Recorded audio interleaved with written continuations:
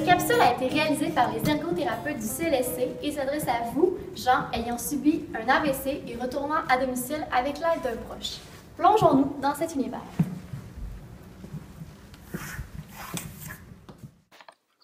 L'AVC peut entraîner une paralysie du côté du corps appelée hémiplégie. Évidemment, puisqu'un côté entier du corps ne peut bouger, les activités qu'on fait dans le quotidien deviennent plus complexes. Il est aussi possible qu'il y ait des problèmes visuels suite à un AVC, ce qui peut rendre difficile de percevoir les objets et de les utiliser. Une des activités qui est difficile à réaliser suite à un AVC est de prendre sa douche. Cette vidéo vous permettra de connaître les conseils généraux afin de vous aider à prendre votre douche de manière satisfaisante pour vous, en considérant principalement l'entrée dans la douche et de se laver le corps, qui peuvent particulièrement être difficiles en fonction de votre condition.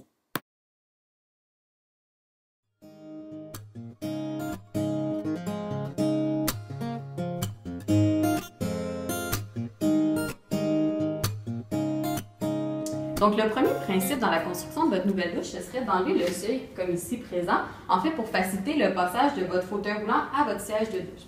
Le deuxième principe, ce serait de désencombrer la salle de bain, en fait, pour agrandir l'aire de manipulation de votre fauteuil roulant. Le troisième principe, c'est qu'on sait que souvent, vous avez des portes pour fermer vos douches, donc ce serait de retirer les portes puis de mettre des rideaux parce que c'est plus facile pour rentrer dans la douche pour vous.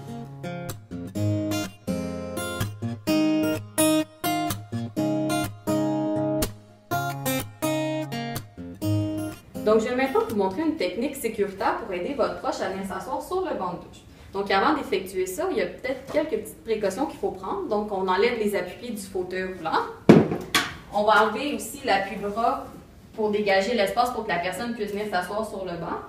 Donc, comme celle-ci. On s'assure que les freins ont bien été mis sur le fauteuil roulant. On va demander à la personne de venir s'avancer sur le rebord de la chaise. S'il vous plaît, avancez-vous. Merci. On va venir prendre nos jambes puis on va venir stabiliser le côté atteint de la personne entre nos jambes comme ça. Après, on va venir chercher ici la ceinture pour aider la personne à se transférer.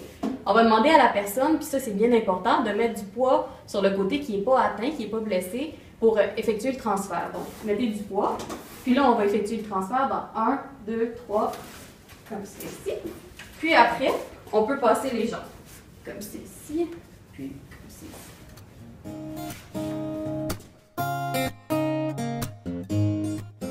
Donc, je vais vous présenter la technique sécuritaire pour faire un transfert avec votre proche. Donc, vous avez pu remarquer qu'il y avait une chaise dans la douche. En fait, c'est important d'avoir une chaise dans la douche parce qu'il se peut que vous ne soyez pas en mesure de prendre votre douche en position debout. Donc, ça va être important d'avoir une chaise qu'on peut prendre à la maison, un petit peu n'importe quelle chaise, mais sinon, dans les magasins d'équipements adaptés, ils vendent des chaises qui sont conçues pour la douche, qui sont faites en plastique, qui ont un dossier pour pouvoir s'asseoir confortablement, puis qui contiennent des petites ventouses au bout de chaque patte pour que ça adhère au plancher puis que ça l'évite d'être glissant. Donc, si à la maison, il n'y a personne qui est là pour vous aider puis que vous voulez tout de même aller prendre votre douche, bien, il existe un banc qu'on appelle un banc de transfert comme celui-ci, où en fait, il y a une partie du banc qu'on met à l'extérieur, puis une partie du banc qu'on met à l'intérieur de la douche. Puis ça nous permet de venir nous asseoir comme ça ici sur le banc, puis de transférer nos membres. Je vais vous présenter les divers bancs qui sont mis dans la douche pour faciliter l'entrée dans la douche. Puis pour vous aider à venir vous asseoir sur ces bancs-là, il existe des barres d'appui comme celle-ci qui peuvent être mises de manière horizontale, verticale, diagonale. Cependant, c'est important qu'il y ait un ergothérapeute qui vienne évaluer votre douche pour décider de la disposition idéale des barres d'appui. Finalement, pour rendre l'entrée dans la douche sécuritaire, c'est important d'avoir un tapis antidérapant comme celui-ci. En fait, à l'endos du tapis, il y a des petites ventouses qui viennent adhérer au plancher, ce qui fait en sorte que c'est moins glissant pour vous. Donc, il est important d'en mettre un à l'extérieur et à l'intérieur de la douche. Puis, c'est important que le tapis fasse toute la surface de la douche pour éviter de vous enfarger dedans.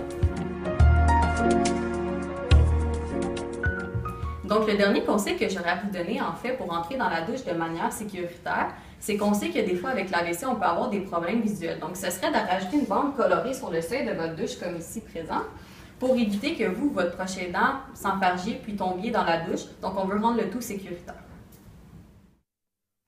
Une fois que vous êtes entré dans la douche, vous passez donc à l'étape de vous laver. Donc, il y a quelques adaptations qui sont importantes à faire afin de vous faciliter la tâche. Tout d'abord, vous pouvez installer une tablette qui est à une hauteur adéquate afin de pouvoir disposer vos différents items. C'est important de placer la tablette du côté de votre bras qui n'est pas atteint afin que vous puissiez facilement avoir accès aux items qui sont dessus. Ce qu'on vous conseille pour que les items soient plus facilement visibles, c'est d'avoir une débarbouillette qui est de couleur ainsi qu'un savon aussi qui est de couleur. Aussi, afin de vous faciliter la tâche, c'est important d'avoir un bon éclairage. Afin de vous aider à mettre le savon sur votre débarbouillette à seulement une main et à vous aider à laver le côté du corps qui n'est pas atteint, ce qu'on vous recommande, c'est de positionner la débarbouillette sur votre cuisse. Vous pouvez ensuite prendre le savon et passer le savon sur la débarbouillette afin de mettre du savon uniformément dessus. Ensuite, vous pouvez laver le corps en prenant la débarbouillette. Pour laver le bras qui n'est pas atteint, ce que vous avez à faire, c'est seulement de vous pencher sur votre cuisse pour frictionner le bras sur la débarbouillette. Et voilà! On est conscient qu'avec la technique de la débarbouillette que je viens de vous démontrer, ça peut être difficile de rejoindre certaines régions du corps. C'est pourquoi on vous propose d'utiliser des brosses à long manche. Il y a plusieurs types de brosses qui sont disponibles sur le marché, mais il faut quand même tenir en considération qu'il y a des caractéristiques qu'il faut vraiment regarder. Donc tout d'abord, on ne vous conseille pas de prendre une brosse à long manche comme celle-ci parce que l'éponge au bout va vraiment s'imbiber d'eau, ce qui veut dire que la brosse devient très lourde et donc difficile à manipuler. Sur le marché, on peut se procurer des brosses qui sont vraiment pas très chères, donc on parle environ de 2 $, qui sont comme celle-ci. Donc, ce que ça permet, en fait, c'est que la brosse ne s'imbibe pas d'eau et elle est très légère. Aussi, si vous êtes un peu plus manuel, c'est possible de vous en fabriquer une avec une débarbouillette en utilisant les ustensiles de cuisine. Ce qui existe aussi sur le marché, c'est une brosse qui va avoir un angle. Donc, cette brosse-là va vraiment permettre de rejoindre encore plus facilement les régions comme le dos qui sont souvent plus difficiles à atteindre. Donc, en gros, ce qu'il faut savoir, c'est que la brosse doit être légère, qu'elle ne doit pas s'imbiber d'eau et idéalement, il faut que la brosse ait un angle. De manière générale, ce qui serait pertinent de se procurer, c'est une douche téléphone. Celle-ci va vraiment permettre de faciliter le rinçage en permettant de rejoindre des régions qui sont un peu plus éloignées. Donc, on espère que les trucs, les conseils et les équipements présentés dans cette vidéo vont vous aider à prendre votre douche de manière sécuritaire. Dans tous les cas, n'oubliez pas de contacter une ergothérapeute afin que celle-ci vienne évaluer votre douche afin de s'assurer que les adaptations sont sécuritaires et adaptées à votre situation. Donc, avec toutes les informations qu'on vous a données, vous êtes maintenant prêt à prendre votre douche sans frousse!